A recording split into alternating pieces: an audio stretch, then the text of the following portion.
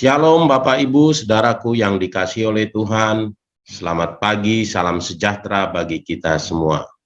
Pagi hari ini saya ingin membagikan renungan kita pagi hari ini.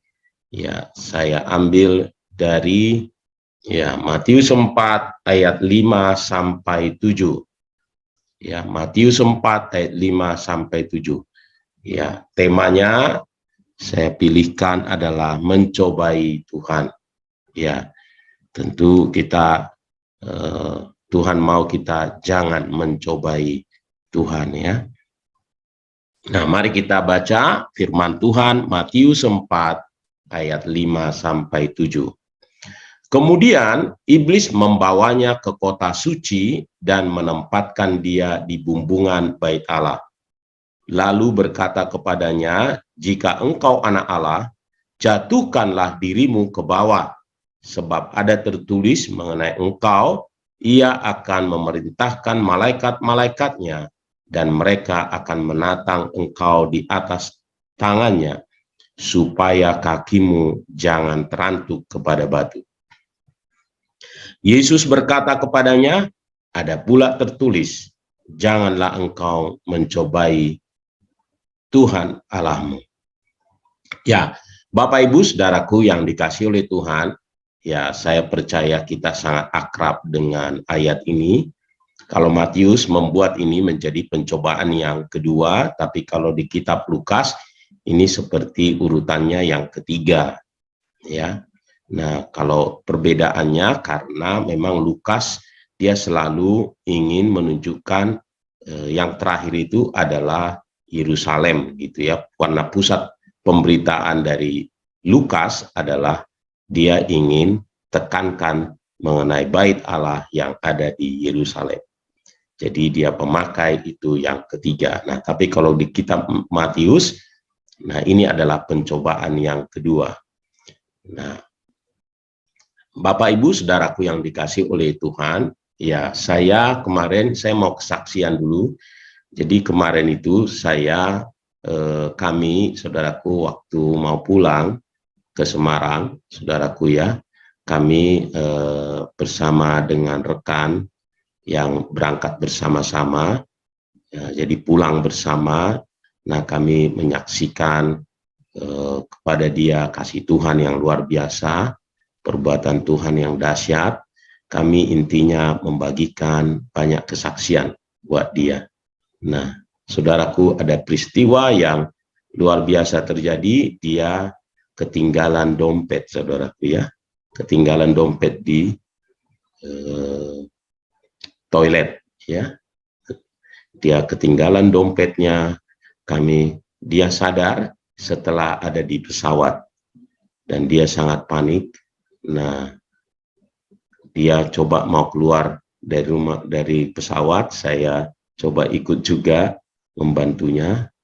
Nah, lalu tapi kru pesawat kan berkata, ini mau berangkat pesawatnya nggak bisa, itu jangan, diurus nanti saja, naik aja pesawat lagi.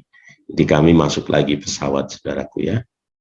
Nah, sepanjang perjalanan itu saya percaya dia sangat resah, dan saya berpikiran terus gitu ya, bertanya-tanya kepada Tuhan, Tuhan mengapa ya kok dia malah berjalan bersama kami menyaksikan perbuatan Tuhan, ia malah kehilangan dompet. Dia cerita uang ada di sana, ada banyak kartu gitu ya. Nah, saya sih ya kita sih menghibur dia, mencoba menghibur dia, menguatkan dia, percaya bahwa Tuhan punya rencana gitu ya.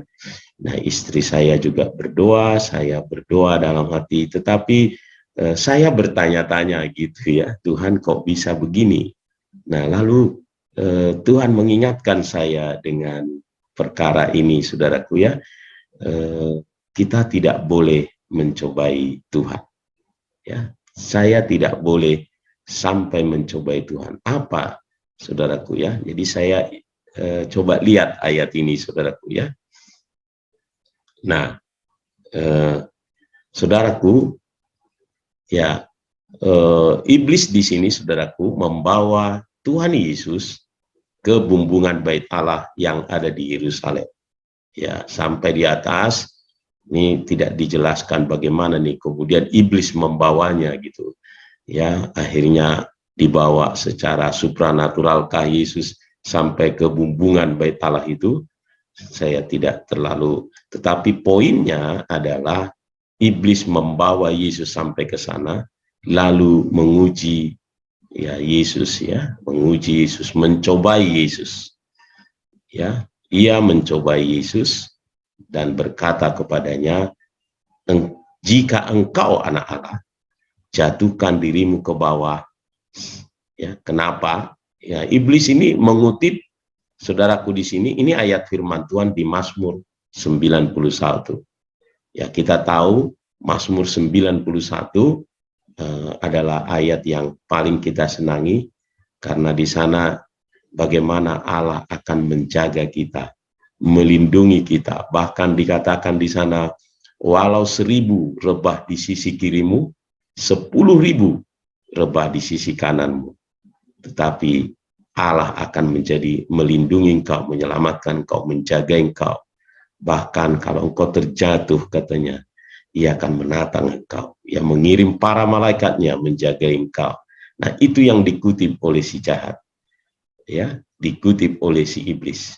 Dan iblis sengaja, saudaraku, memutarbalikkan ini untuk ia sedikit atau banyak, ya, untuk meragukan firman Tuhan ini. Coba tes dulu, gitu kira-kira, ya, meragukan, ya.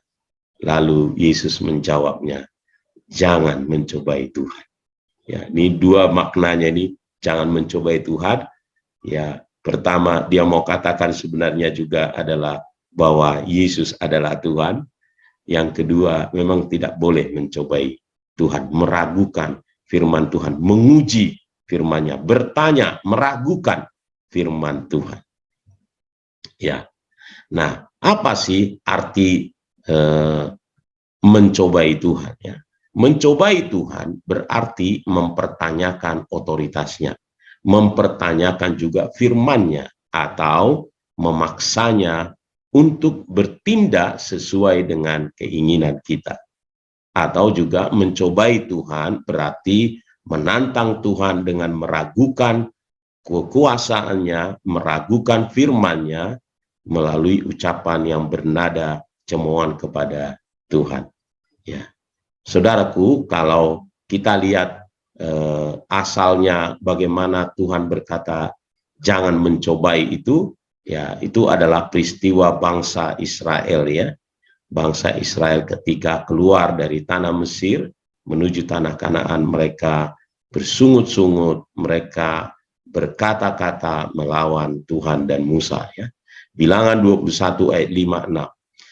Lalu mereka berkata-kata melawan Allah dan Musa. Mereka berkata, mengapa kamu memimpin kami keluar dari Mesir, supaya kami mati di padang gurun ini? Sebab di sini tidak ada roti dan tidak ada air, dan akan makanan hambar ini kami telah muak. Lalu Tuhan menyuruh ular-ular tedung ke antara bangsa itu yang memagut mereka, sehingga banyak di antara mereka, sehingga banyak dari orang Israel yang mati. Ya, saudaraku, ini peristiwa bagaimana Tuhan berkata jangan mencobai. Ini dosa orang Israel, jangan mencobai karenanya, karena mereka mencobai Tuhan, meragukan otoritas dari Tuhan. Ya, akhirnya mereka mati. Banyak di antara mereka mati dipagut ular, ya. Nah, saudaraku, betapa bahayanya kalau kita mencobai Tuhan, meragukan otoritasnya, meragukan firman-Nya, ya, meragukan firman-Nya.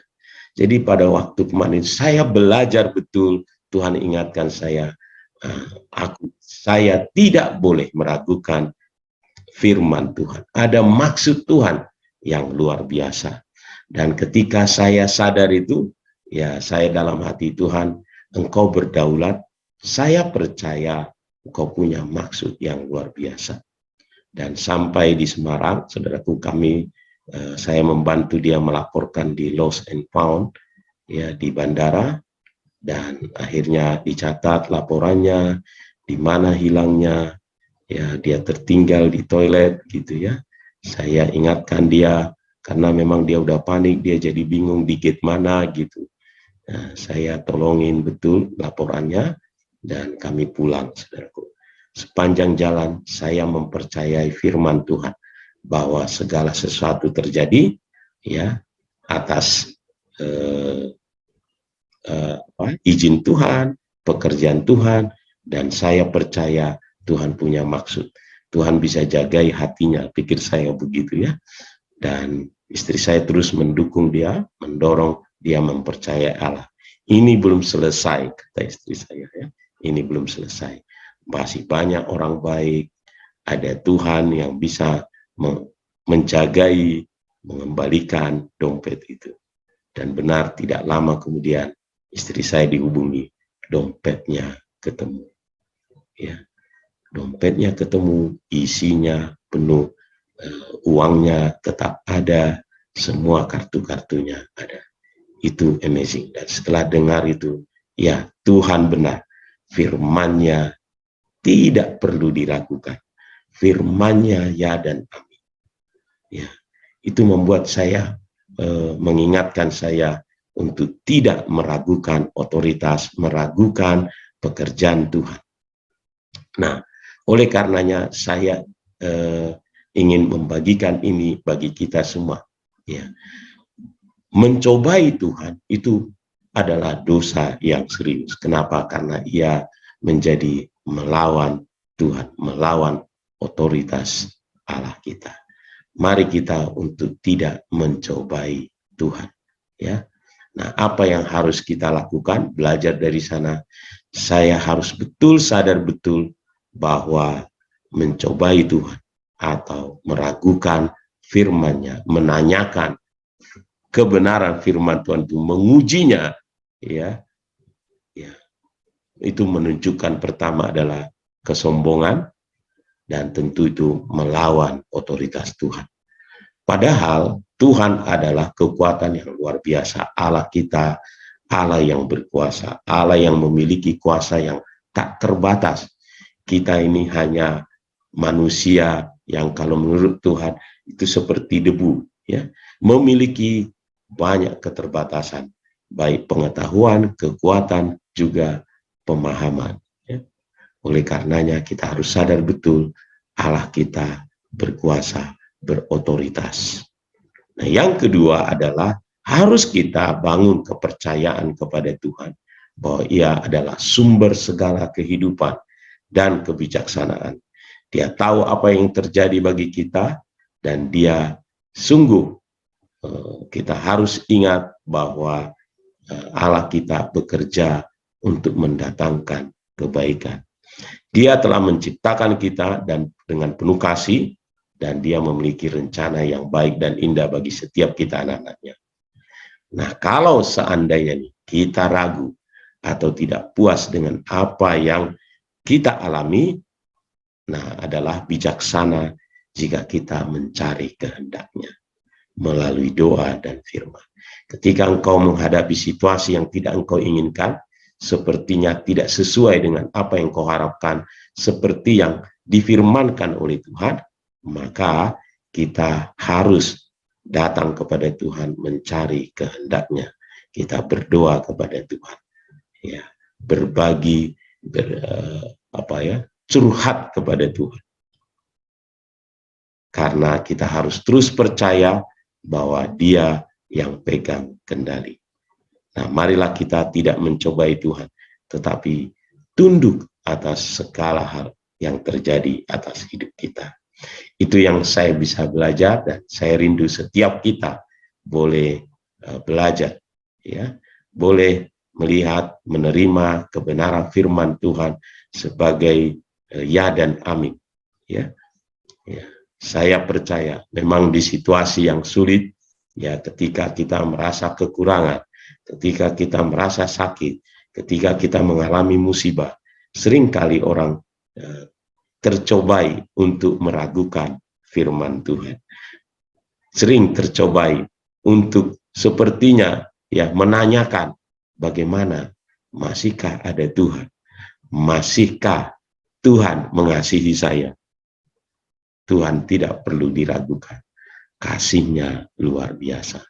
Ya, firman-Nya ya dan amin. Tuhan Yesus memberkati kita